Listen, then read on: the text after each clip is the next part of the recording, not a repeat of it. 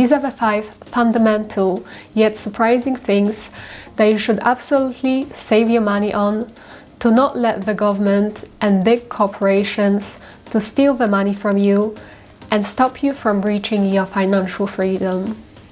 All of these things are either really bad investments or purchases, because all these purchases just destroy people's savings without giving any good return of investments or profits. Also, make sure to stay with me until the end of this video, because my 4th and 5th thing that I will be talking about to saving your money on might be very surprising to you, and therefore you could actually start multiplying your savings as opposed to wasting them.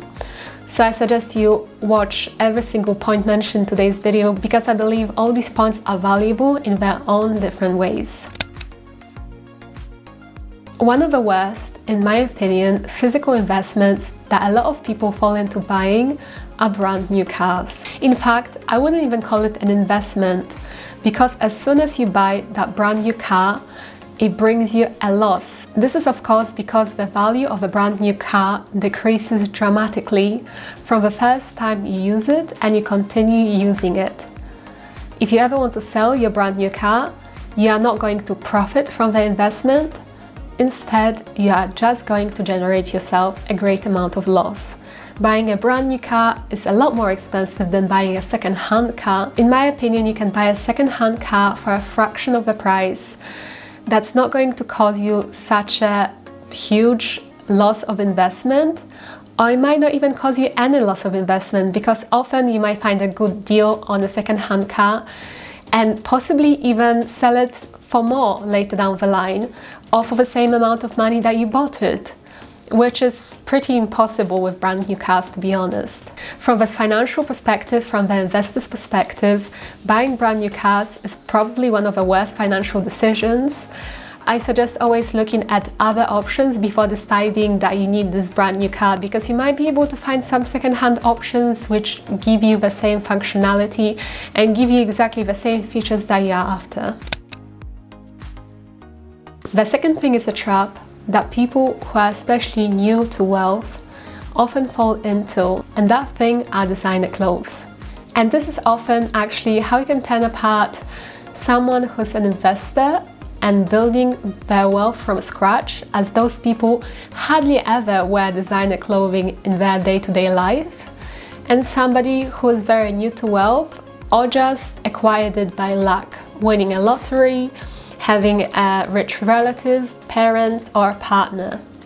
Because real-life investors, they know not to put their money into expensive clothing before they acquire a certain level of wealth, because they know they could invest their money into something much more profitable that will actually make their money grow. As a general rule, I personally do not recommend you to buy any designer clothing until you reach your financial freedom. It's simply going to make the process of reaching your financial freedom longer, and you're not going to be happier in the process. The happiness from buying designer clothing is likely to be very temporary. Sadly, a lot of people who I've met in my personal life buy a lot of designer clothing despite the fact they hardly have money for anything else. They live paycheck to paycheck, not having money for any experiences in life, not having any money to invest, not having any money to start building their financial freedom, because they waste all of their paychecks on designer clothing. I know many real life examples of the people who are like this, and from the psychological perspective, I can see why this is such a common thing. In psychology terms, people often wear designer clothing in the hopes that in return they will get respect of people around them. I want to clarify here that I think this thinking is flawed, because actually the studies have shown that people are not liked more because of their physical possessions. You don't gain respect and admiration and love from people just because you wear designer clothing. They may like the possessions themselves that we have, they may think they look cool, but that doesn't like they will like us more as people, or that they will respect us more. Just think about it. Have you ever seen Bill Gates or Mark Zuckerberg with a massive Gucci logo on the clothes that they wear? The next thing may seem trivial, but it's something that people notoriously spend money on. And despite it being cheap, the money actually very quickly adds up without us realizing this. Hence why I think this one might be a surprising one. And it is buying coffee from the coffee shop. This is one of the most common ways in which Americans waste their money. Buying coffee from the coffee shop every single day, either on their way to work or on their lunch break. Now, coffee may seem as a minor expense, which is why a lot of people don't worry about it and would not even think twice about it being something to save you money on. But the money quickly adds up. Let me read you this quote that I found online.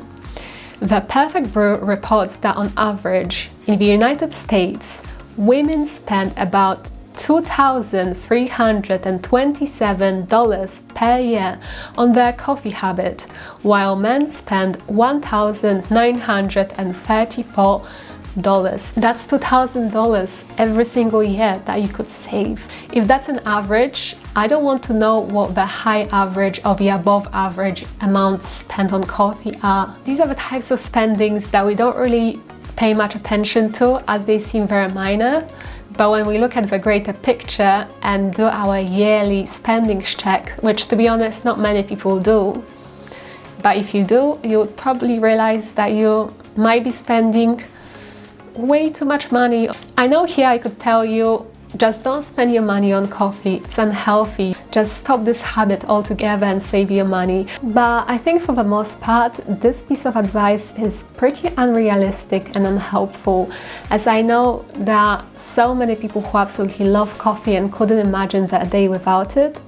And I also know for a lot of people, coffee helps with their productivity. I would just simply suggest you making your coffee every single morning in a flask to take to work, and instead of buying that coffee from the coffee shop, just drink it from your flask. It will be much cheaper to make it at home.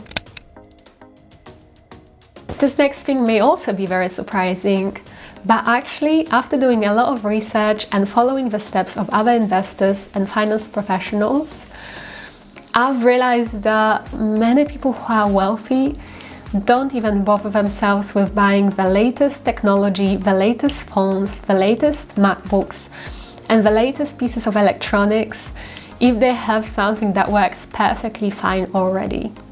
So this includes getting an upgrade as soon as your iPhone contract runs out and you want to get the biggest, the newest and greatest thing. Because actually, once again, there's no return on investment of you buying that latest iPhone. It's not going to help you with your productivity, it's not going to help you with your work, because unless you don't have a phone that functions fine in the first place. So this rule doesn't apply if you don't have a certain piece of electronic and you need it for your work or even for your personal life. Think about it. Do you really think iPhone 10 is so much worse than the latest iPhone? Like, maybe just look at the differences between them and truly think to yourself, is this even going to impact my work or my productivity life at all? Is it going to impact the way I work? Is it going to impact my finances in a positive way? I don't think so. I don't see how. The only scenario in which I can think this would actually be the case is, for example, if you have an old laptop that doesn't work properly, that constantly lags and doesn't let you to work efficiently on it, then of course in that case you need an upgrade. And then last thing to save your money on are going to be fast food takeaways. Even more so than coffee, fast food takeaways actually eat our savings quite literally. Now I understand there are two sides to this story. So for example, you could say that you don't want to cook and you would rather get takeaway because you want to spend that time in more work productive ways. For example, by working for yourself, by working on developing your businesses. And that is a valid point, and I understand that completely. However, I still believe that's when you shouldn't reach for fast foods, but instead reach for healthy foods. Some healthy ready meals alternatives from a supermarket, because eating fast food takeaways frequently doesn't only impact our bank balance negatively, but it also impacts our energy levels, our productivity in a negative way. We need the right fuel for our body and for our mind to work to the best that they possibly can. And fast foods are not going to provide you with the right source of energy. Fast food will simply just provide you with the energy that will give you a quick energy boost followed by a huge crash.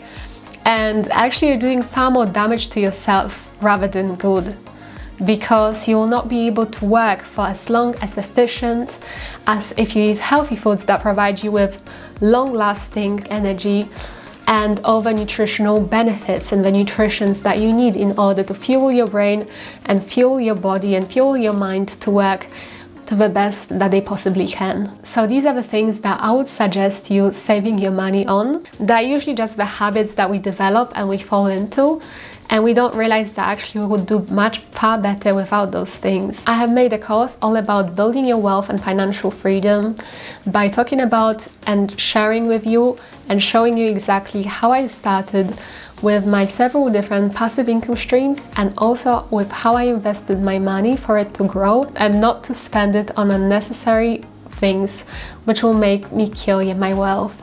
So if you're interested about finding out what kind of strategies I used and how I invest my money and also how I started my passive income streams, then I'm going to leave a link to my course down in the description. It's going to be the first link in the description. And also, if you've enjoyed this video, please like it, as it will help me immensely with the algorithm. Actually, I already have planned my next video, which is going to be about the 5 fundamental things that you should not save your money on. And this is also from the financial perspective, the finance perspective, and from the personal perspective. So please not only like this video, but subscribe to my channel if you can, so you don't miss out on my next video about the things that you shouldn't save your money on, as I believe those things will contribute positively to building your wealth and financial freedom, as opposed to the things mentioned in today. I love you guys, thank you so much for watching, and I'll see you in my next video. Bye!